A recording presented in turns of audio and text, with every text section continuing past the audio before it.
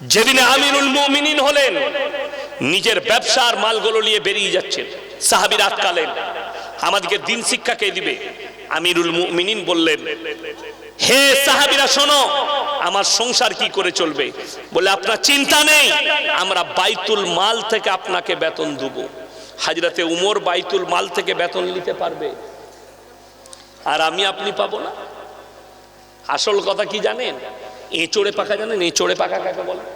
এঁচড়ে পাকা জানেন না? রোদে যে মালটা পেকে যায় ওটা খুব খারাপ। রোদে পাকা মালটা খেতে একদম টেস্ট থাকে না।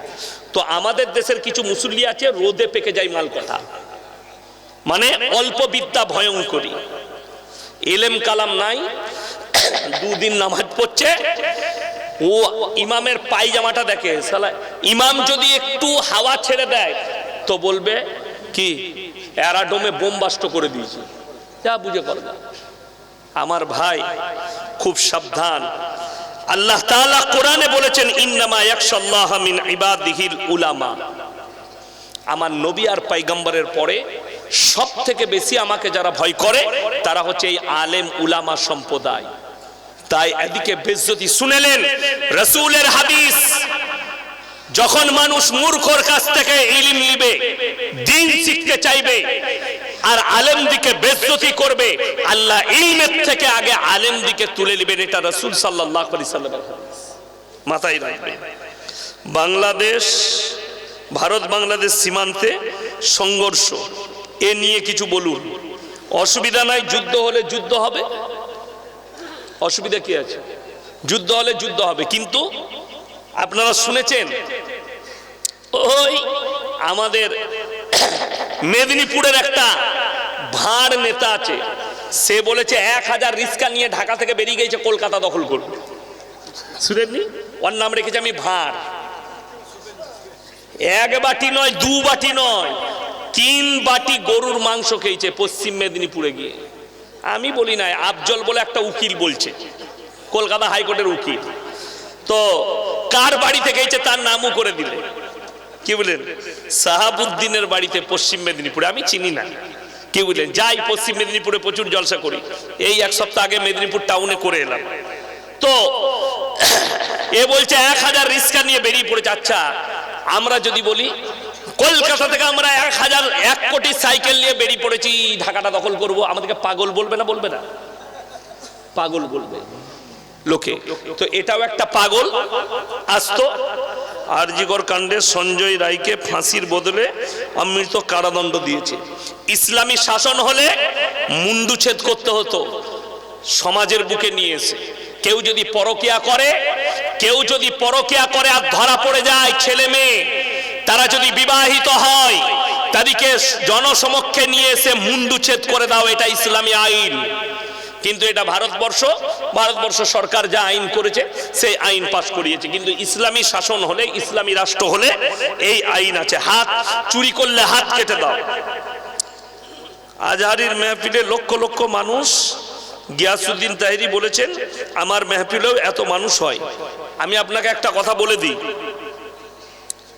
আল্লাহ নবী সাল্লাল্লাহু আলাইহি সাল্লামকে কিছু মানুষ গালি দিত না? দিত না? আচ্ছা, নবীজির থেকে দামি লোক কেউ এসছে? কথা বলে না? তাহলে তাহিরিকে আর আজহারিকে, কথাটা বুঝতে পারেননি? তাহিরিকে আর আজহারিকে আপনি কেন এগুলো নিয়ে পড়ে আছেন? আমি এগুলো নিয়ে ভাবি না।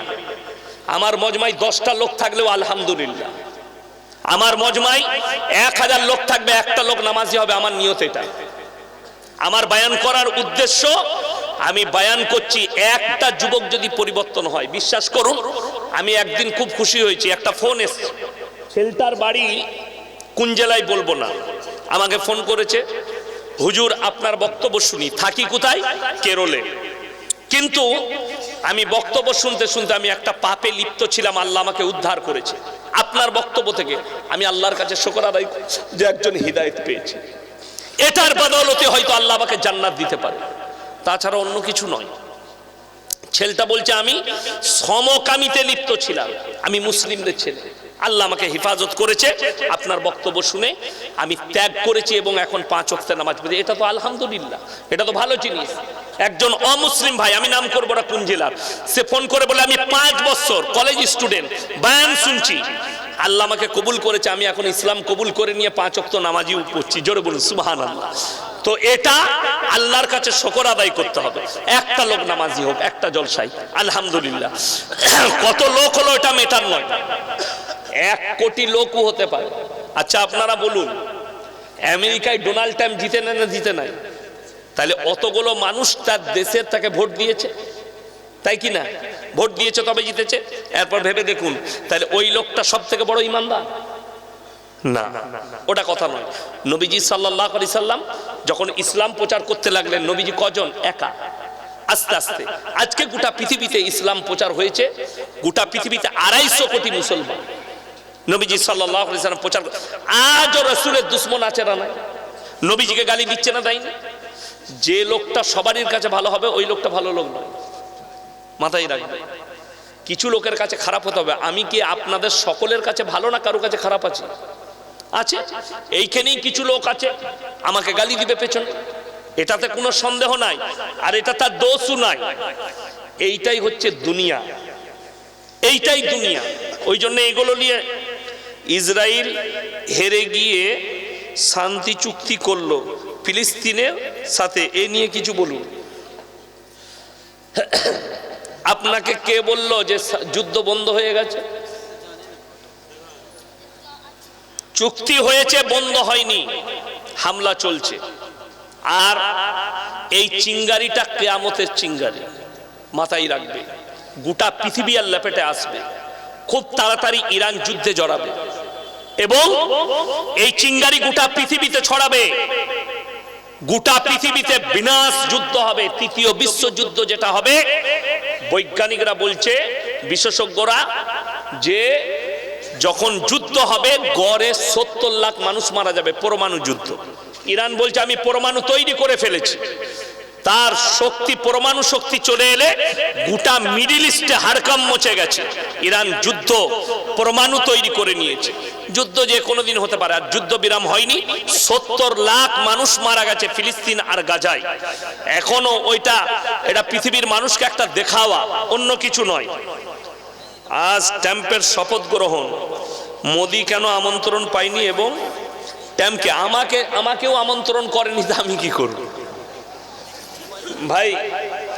এটা দেশের আভ্যন্তরিক ব্যাপার, কেন দাওয়াত দেয়নি সেটা তাদের ব্যক্তিগত ব্যাপার।